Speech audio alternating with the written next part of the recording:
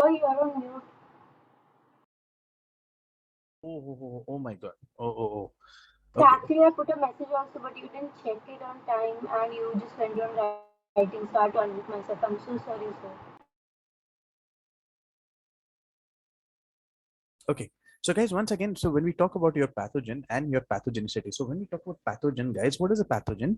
Basically, it is going to be any germ which is capable of causing the disease. That is called as a pathogen. And what is pathogenicity? Pathogenicity means the ability of the germ to cause the disease. So the property of the germ, or why is it going to be so virulent? That is called as pathogenicity. Okay. But now, guys, when we talk about your diseases as such, okay, so let's try to see when we talk about diseases, diseases can also be of two types. Okay, because see, this pathogen they are going to cause the diseases, but diseases they are going to be of two types. Okay, now some diseases which are called as communicable diseases, meaning these are the diseases which can be spread from one person to other. Okay, it can be by touch, it can be by through droplet infection, anything. Okay, it can be like but these diseases these are going to spread from one person to another. Okay, so these are a little dangerous, so we also call these communicable diseases as your contagious diseases.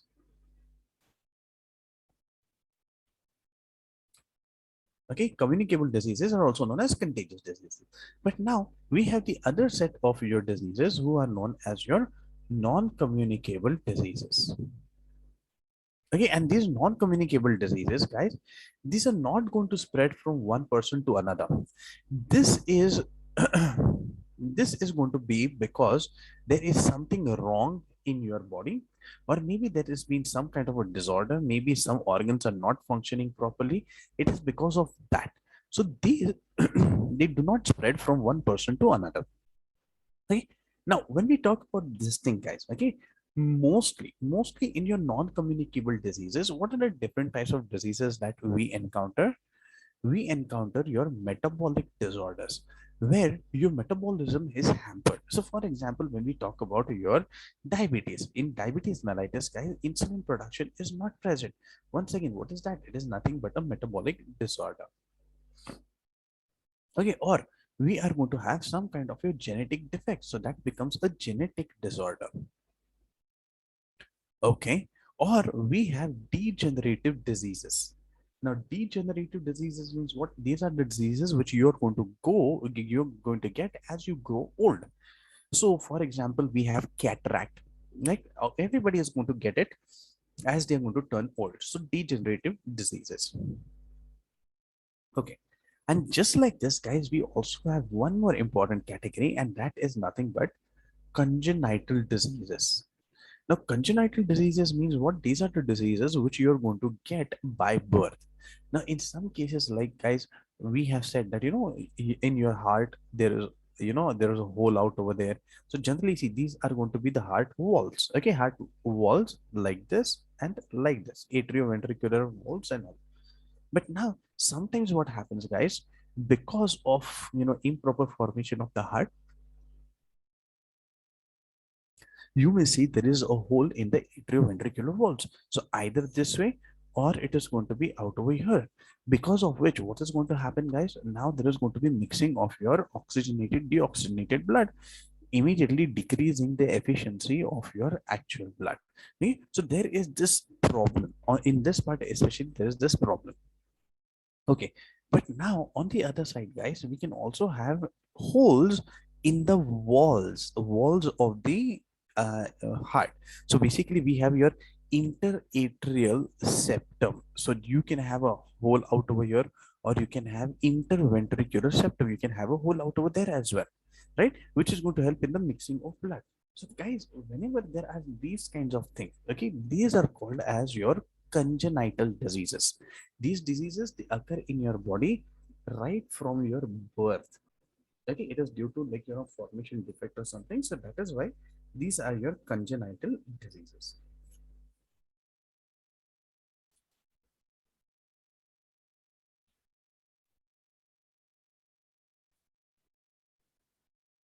Okay, but now let's try to move ahead, guys, and let's try to see the next one.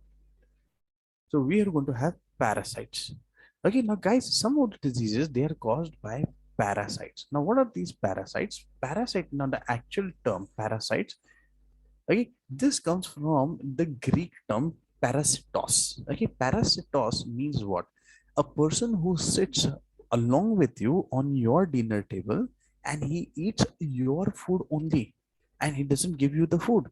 So basically, a parasite is someone who's going to eat away your food from the person basically and without giving food to that person.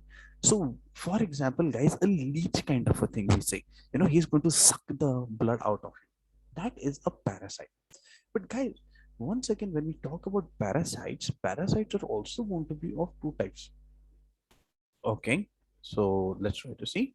So guys, we have ectoparasites. Now, ectoparasites are what, guys? Ectoparasites are those who are going to stay on the top of the body. They don't enter the body.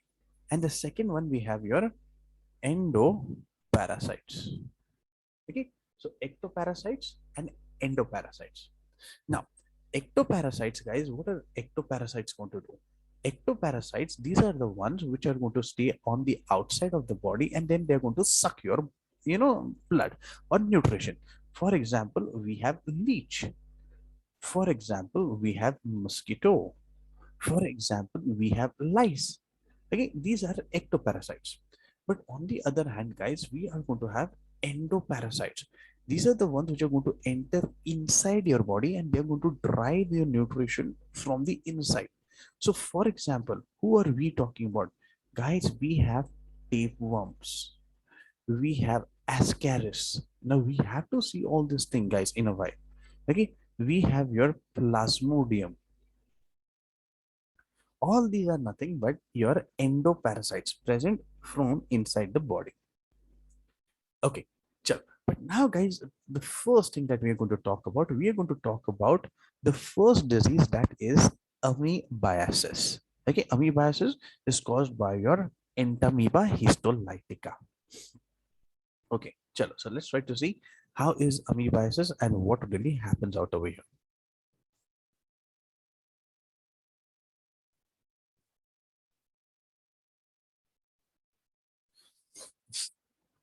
Okay, so now guys, when we talk about amoebiasis, who is the causative agent? Okay, the causative agent is your entamoeba histolytica. Entamoeba histolytica.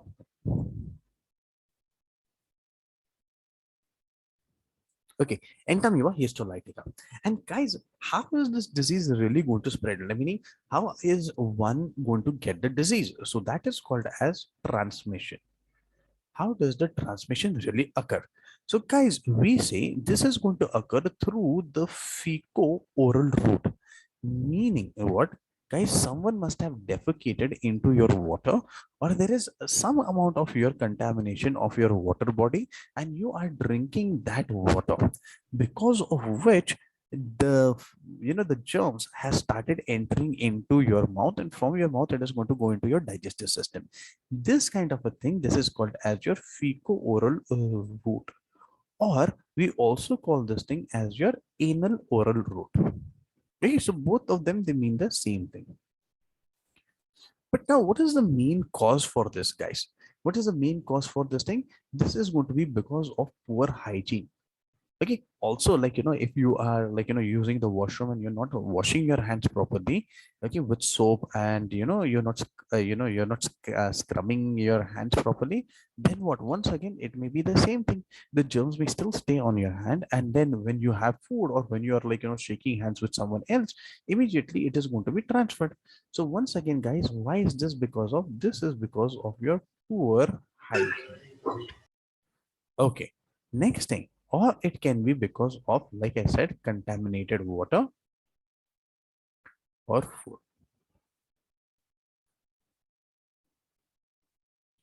Okay, so now, guys, when we talk about this entamoeba histolytica, how is this going to be and what really happens? Okay, so guys, this entamoeba histolytica, this actually comes in two forms. Okay, so generally when we talk about this, it comes in two forms. So one, it is going to be the cysted form, and the other one is going to be the non-cysted form. Okay. Now, the first one, let's say we have the non-cysted form. Now, guys, the non-cysted form, we call them as trophocytes. Okay, so these are known as your trophozoites. Okay, and how are these guys? These are going to be like, small, like these, like these, like this. Okay, since because this is amoeba, it is going to be like this. It is going to have some varied shapes. But what happens is, guys, these trophozoites, they cannot survive in the water. They cannot survive in the external environment. So what are you going to see? That slowly, after some time, they die off. And because they die off, guys, the non-cysted form is not really going to cause the disease. So who's the problem? Who's the problem? The problem is your the cysted form. Again, so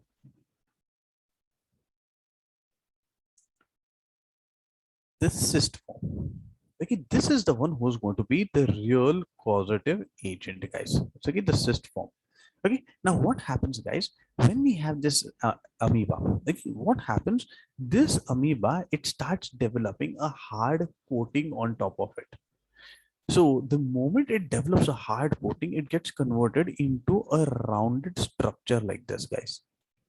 And this, when it forms this hard coating over on top of it,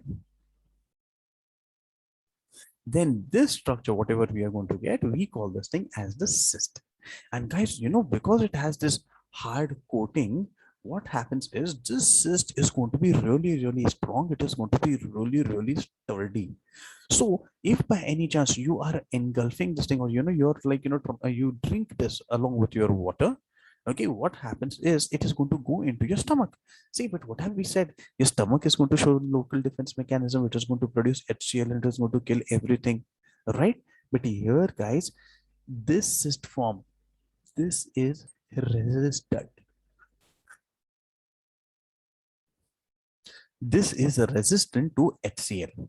And now because of this, now see, because HCl cannot destroy this thing, it easily passes through the stomach.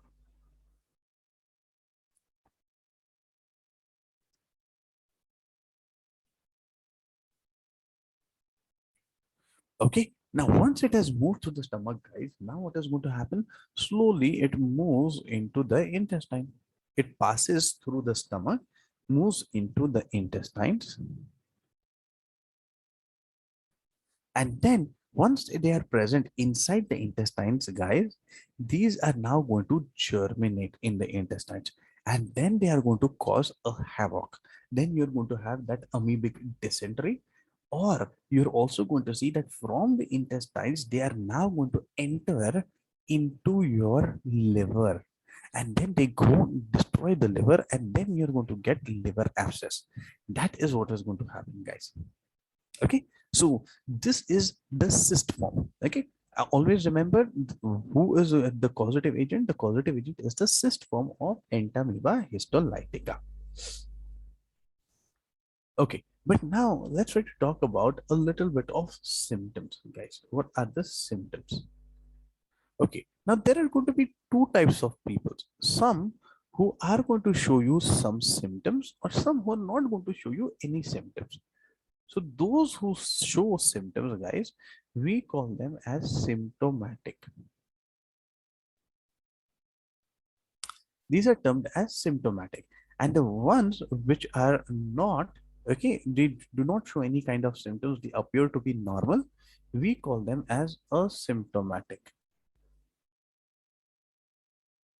Okay, so we have symptomatic and we have asymptomatic. Okay, but now when we talk about symptomatic, who are we talking about? What really happens out over here? What is what are the different kinds of symptoms that we're going to see? Okay, now first of all, guys, when we talk about the symptomatic people, what we will see is sometimes the infection is latent. Okay, sometimes infection is latent, meaning it is going to be quiet for a long time. Okay, meaning you won't see any kind of symptoms, nothing at all. Okay, no symptoms at all. But then what happened? Suddenly it shows all the symptoms. Okay, Suddenly, it is latent meaning it is quiet, okay? But then after that, suddenly it shows all the symptoms, okay? And now, what are the symptoms that you are going to show, guys? So the first and the foremost thing, see, when we talk about amoebiasis is nothing but amoebic or dysentery. So immediately you are going to get amoebic dysentery out over here. And now, guys, you know what? What is the difference between dysentery and loose motion? Now, guys, you must have used both the terms invariably, like in your schools and all, just to take holidays and all. You must have used, oh, he today is suffering from dysentery. Today he's suffering from this, that. Again, you must have used all those kinds of excuses. But remember, whenever we talk about dysentery is a very, very deadly. Okay, because what happens? In dysentery you're going to have loose motions, and along with loose motions you are going to see that you ooze out blood in your stools. Okay, so that is a little on the like scarier side. Okay, so first thing we have here amoebic dysentery. Okay, second thing, just like we have amoebic dysentery, guys, we are also going to have amoebic colitis. Okay, now what is amoebic colitis? Colitis means inflammation of your colon region. So because of your this amoeba, you're going to see that the entire large intestine is going to be inflamed. Okay, like I also told you, sometimes what is going to happen, guys? The germs they are going to escape the intestines and then they enter. Okay, sometimes germs they enter the blood, and through the blood they are now going to enter the liver. And now, guys, once again, when they enter the liver, what is going to happen? You are going to see some marks coming onto the liver. So for example, let's say this is your liver, like this. Now you are going to see that here there are going to be these marks. Now what are these marks kind of thing, guys? This is to show that there is deadening. Okay, deadening of the tissues. So this is going to go to the liver and it is going to affect the liver. And now, okay, so we have this, like, neck. Sometimes it occurs into necrosis also, and sometimes it is just going to be liver abscess. Okay, so both the things. So it is going to enter the blood, and the blood it is going to enter the liver. Now the liver, what is going to do? The liver tries to fight with it, but in turn, this destroys the liver, or it is going to affect the liver. And finally, what are you going to see, guys? You are going to see liver abscess. Okay, all these patches. This is nothing but liver abscess. Okay, but now on the other hand, okay, we have asymptomatic. Now, asymptomatic, like I said, guys, these are never going to show you any kind of characteristics, any kind of features at all. So no symptoms. So I will just say these never show symptoms.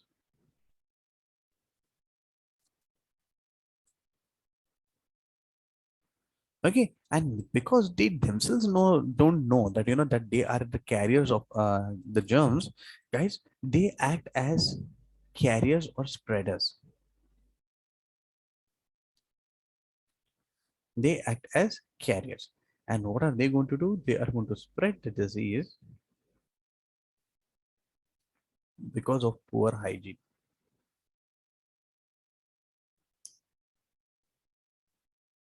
So first, guys, this is what we need to know with regards to your amoebiasis. But then what can you do? What can you do to prevent the spread of amoebiasis? So what are the precautionary measures or the preventive measures that you are going to take?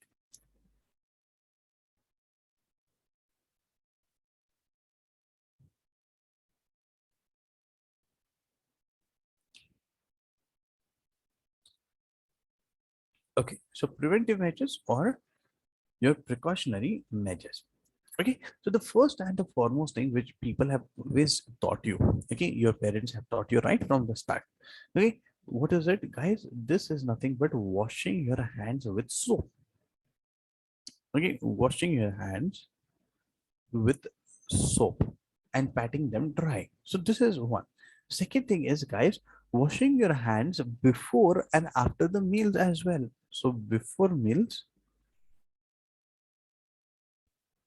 And third, it is also going to be washing hands after the meals. After the meals and after visiting the loo as well. Okay. So after the loo. Okay. Along with this, guys, if you maintain a proper bathroom hygiene,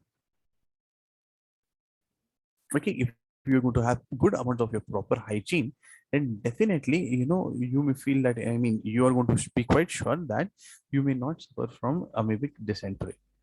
Okay, so bathroom hygiene.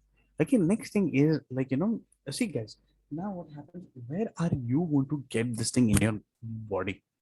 Now understand guys, when you go to the market, you get different kinds of plants. Like, some plants, like, for example, we have chawdi, we have spinach, we have salad leaves. Okay, so cabbage and all. So guys, what happens is, let's imagine we are talking about your salad leaves.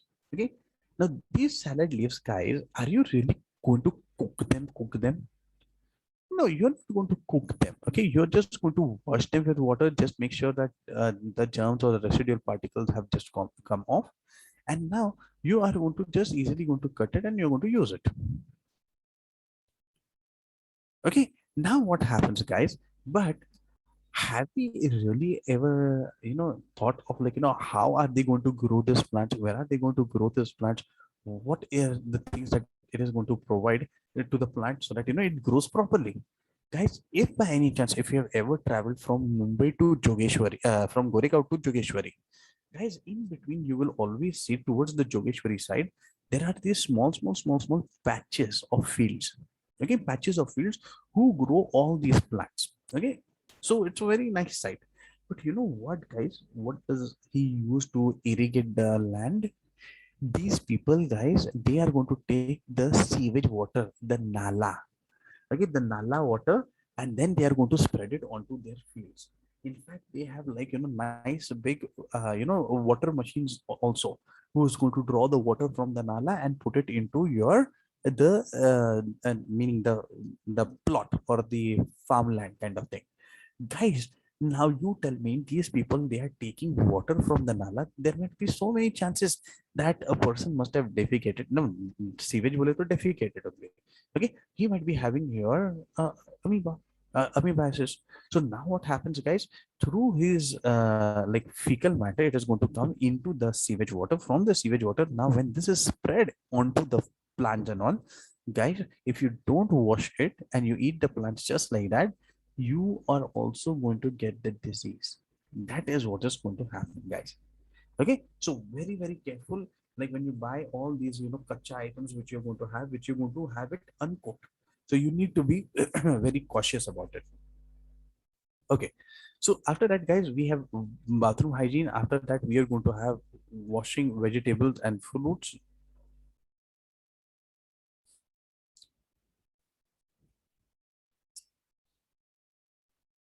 Okay, washing vegetables and fruits.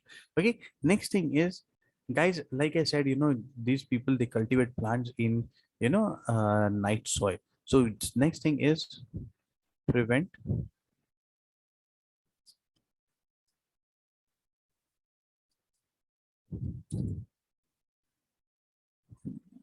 prevent cultivation using night soil. Now, what is this night soil, guys? This is nothing but your fecal matter and urine and other water it's just a combo kind of thing. Okay, so urine and fecal matter, especially together, we call them as night soil. Okay, next thing is, guys, whenever you get the food, make sure you cook the food properly.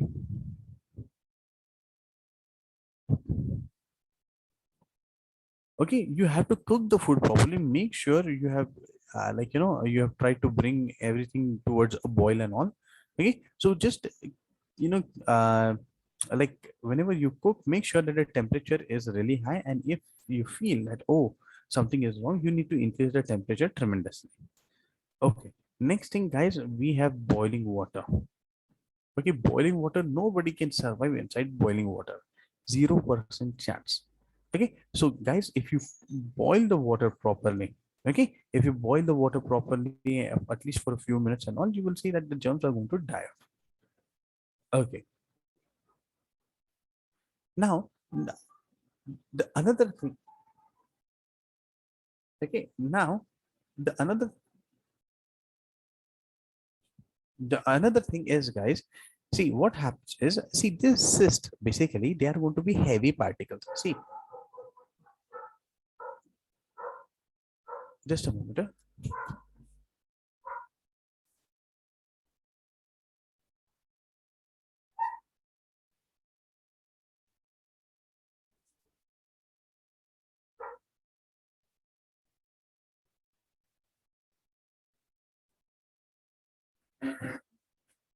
Okay, sorry.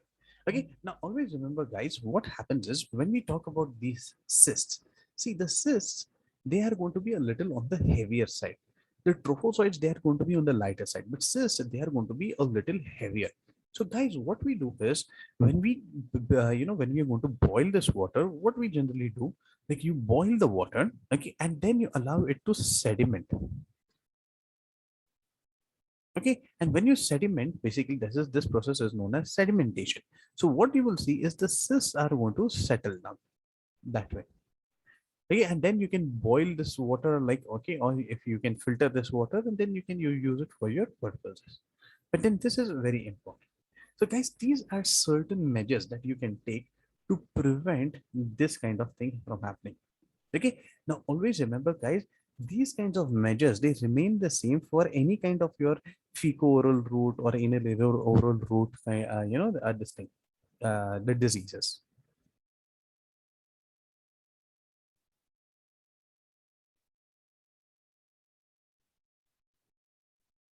Okay, sure. So guys, just have a look, just see if everybody is okay. So with this, we are done with the first one, guys, that is your amoebiasis. Okay, so just have a look, just see if everybody is okay.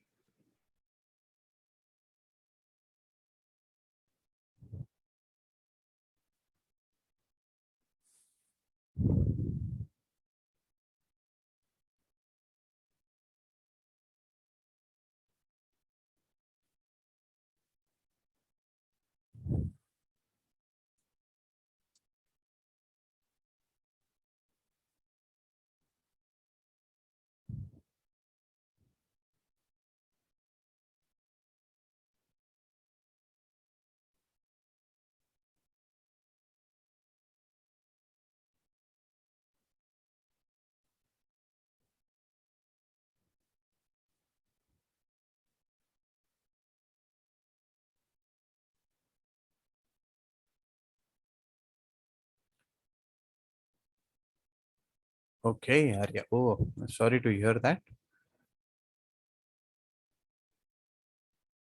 Yes, Neha Singh, that is right. Uh,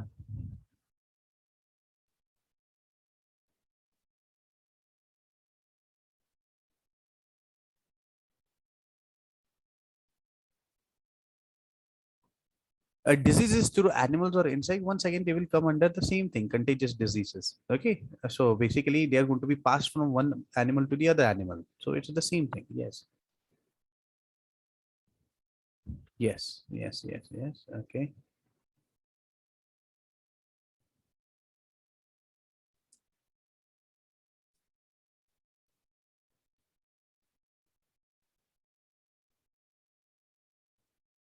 okay, okay, okay. Chalo, but now, guys, let's try to move on and let's try to see the next thing, guys.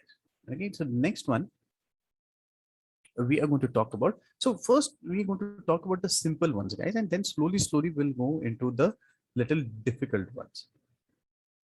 Okay, so now the next one that we're going to talk about is simple one, that is your common cold. Okay, so let's try to see what is this common cold, what do we really need to know, and how is it really going to work? What are the the drugs and all that we need to take against it? Okay, so now, so we are going to have your common cold, guys. Okay, so this common cold, this is also known by various other names. Okay, first thing, we also call this thing as your nasopharyngitis. Okay, nasopharyngitis, or we also call this thing as your acute coryza. Okay, Or we also call this thing as your acute viral rhinopharyngitis. Now, rhino means what, guys? Rhino in Greek means nose, right? So, acute viral rhinopharyngitis.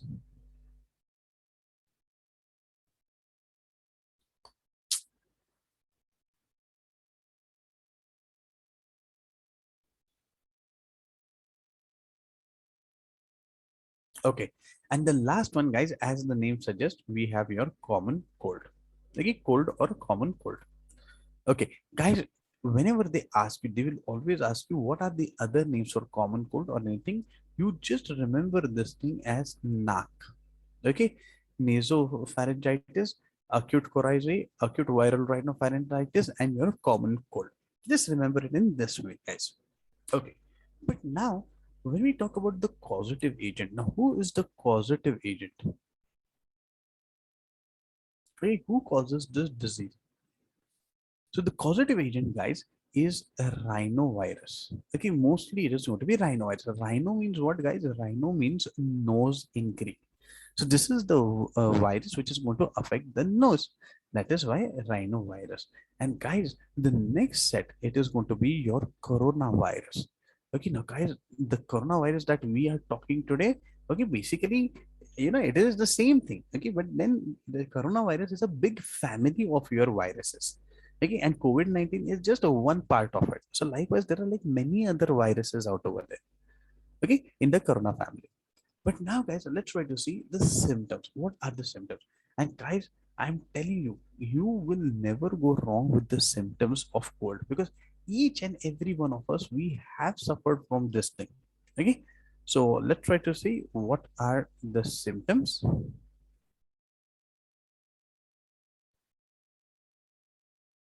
Okay, now, guys, when we talk about the symptoms, if you are suffering from cold, okay, like proper cold, you will generally see that the symptoms they last for around 7 to 10 days. Okay, till it is like going to completely go off. Okay, but what are you going to experience during these 7 to 10 days? Guys, you're going to see upper respiratory tract infection.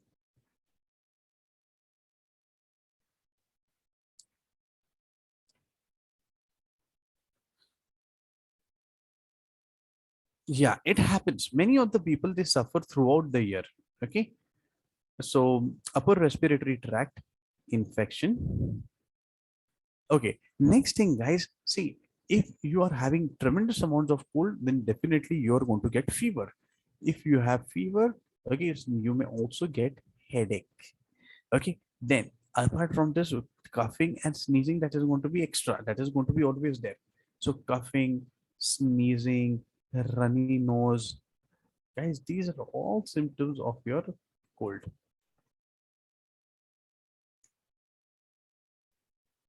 Okay, so that way, and guys, you will also see that during this thing, like if the things are like progressing and the cold is bad, you may also get irritation in the throat. Why? Because there is inflammation, swelling of your throat region.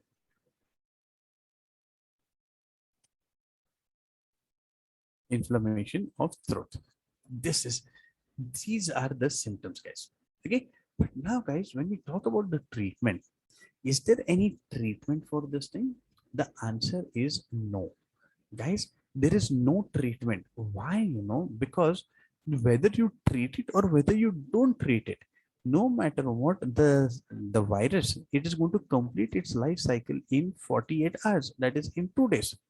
So whether you treat it or you don't treat it, it is going to be immaterial. But what you can do is you can take medications so as to relieve your pain, or it may be to relieve your symptoms. So for that, yes, you can do it.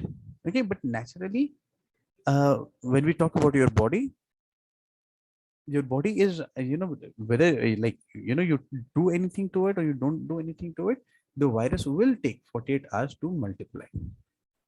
Okay, sure. So let's try to see what is the treatment that is available.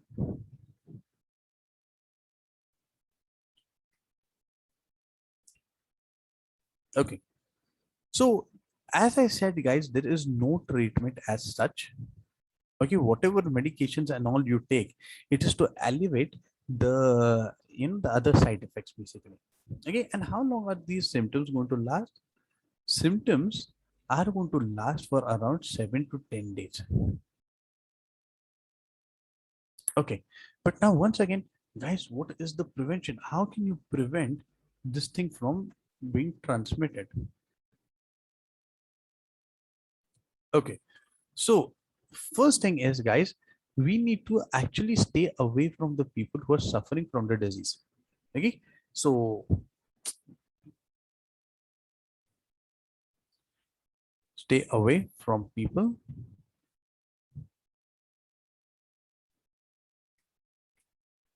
with the disease. Okay, fine. Second thing, guys, as we all know, okay, you need to wash your hands regularly. So, washing hands regularly. But then, how are you going to wash your hands? Guys, you're going to wash your hands with soap. And plus, you are going to have this rubbing action, rubbing your palms on one on top of the other. If you are going to do this thing, guys, most of the times you will not get the disease at all, no matter what. And third thing, guys, now third thing, these days, this is very, very famous. Okay, they have been using alcohol sanitizers.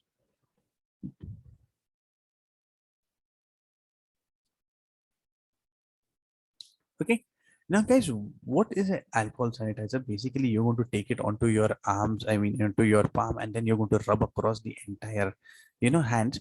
And then the sanitizer is going to start working, meaning it's going to start killing the germs and all. Okay. So that is what is your alcohol sanitizer. But you know what is the worst part? These alcohol sanitizers, they are literally not effective against vaccines.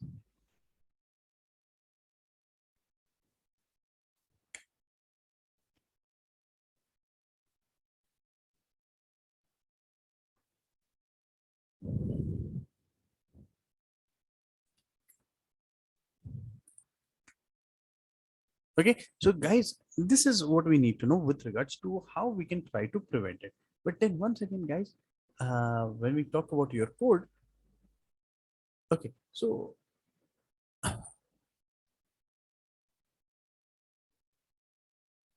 just a moment.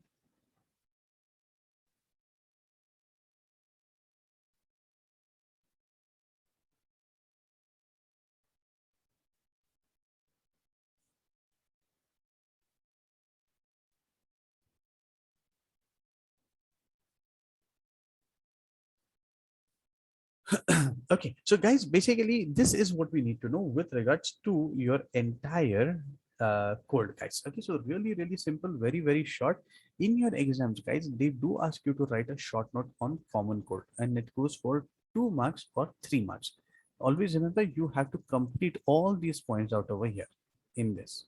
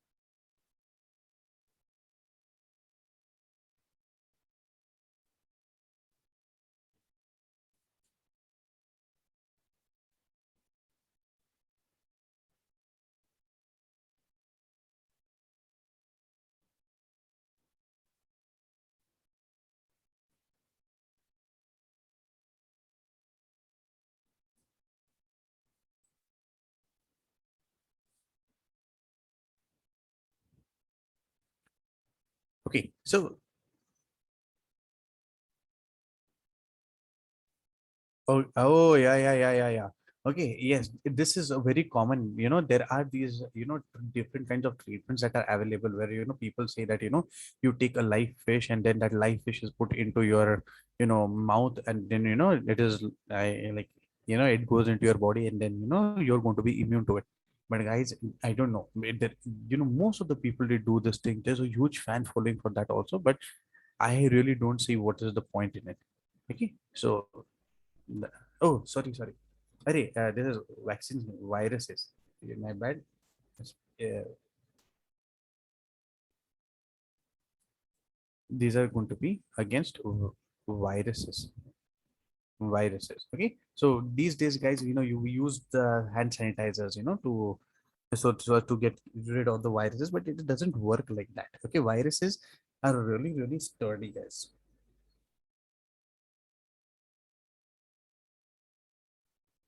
Okay,